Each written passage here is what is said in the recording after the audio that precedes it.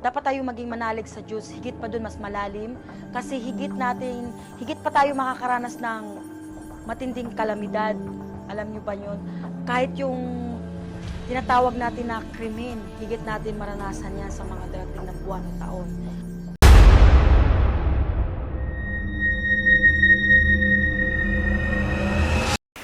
Hello po mga ka-PTV, sa video na ito ay tatalakayin natin ang pagkawala ng liwanag sa Luzon, Visayas at Mindanao ayon sa mga visions ni Madam.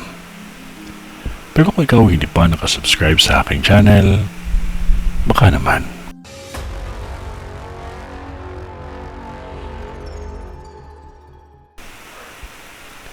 Maging handa lamang kahit pa sabihin na ito ay normal na mangyayari, ngunit ipapaalala ko lamang na ito ang pinakamalakas na lindol na mararanasan ninyo sa buong buhay ninyo.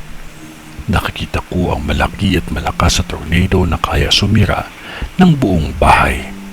Gaya ng sinabi ko sa Prediction 2025, maging handa dahil iba ang ipapakita ng hamon ng kalikasan. At sa taong 2026 may magaganap na isang kaguluhan na mangyayari sa probinsyang ito na dapat paghandaan ng lahat dahil hindi biro ito. Kaya mahalaga ang panalangin sa bawat oras ng buhay natin. Kahit tulay ay hindi nakaligtas sa lindol, nasira ito at pati ang ibang gusali dahil sa vision ko ang lakas ng pagyanig talaga. 4 na lindol ang magaganap at ang isa dito ay malakas ang pagyanig. Kahit sa karagatan ay nakikita ko sa vision ko na yumanig din. May nakikita akong 2 sunog na magaganap pa lamang sa lugar nito. Ang isang sunog ay hindi kalayuan sa isang paggawaan o factory. Ang pangalawa ay hindi ito kalayuan sa palengke. May aksidente sa karagatan din akong nakikita. Kahit sa kayang o sasakyang panghipapawid ay may nakikita din akong mga aksidente na mangyayari pa lamang. Mapanuri dapat ang bawat isa sa atin, lalo na sa ating mga mahal sa buhay kahit pa kaibigan. Dahil may nakikita akong 3 tao na tatapusin ang kanilang buhay sa magkakaibang lugar. Halos mararanasan ng lahat ng Luzon, Visayas at Mindanao ang pagkawala ng ilaw sa hindi maipaliwanag na pangyayari. May mga kaganapan na mangyayari sa kalawakan at karagatan na mahirap ipaliwanag, na tanging magagawa natin ay magdasal lamang sa Diyos Ama.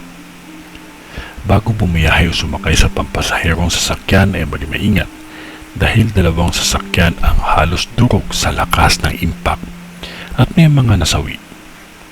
May nakikita akong negatibong enerhiya na bumabalot sa probinsyang ito na may nagbabadya ng masamang pangyayari na kahit ang mga hayop at lamang dagat ay nagbabala sa mga residente dito at kalapit na lugar. Ako bilang visionary ay ipinakita lamang sa akin kung ano ang mangyayari. Pahalagahan ang kalikasan na pagmamayari ng Diyos dahil tayo din ang magdudusa sa pinsala na magdudulot nito. Mahal tayo ng Panginoon kaya tayo ay binigyan niya ng babala. Ito ay ang vision ni Madam sa Zamboanga. Sa ngalan ng Diyos Ama, ng Diyos Anak, at ng Diyos Espiritu Santo. Amen.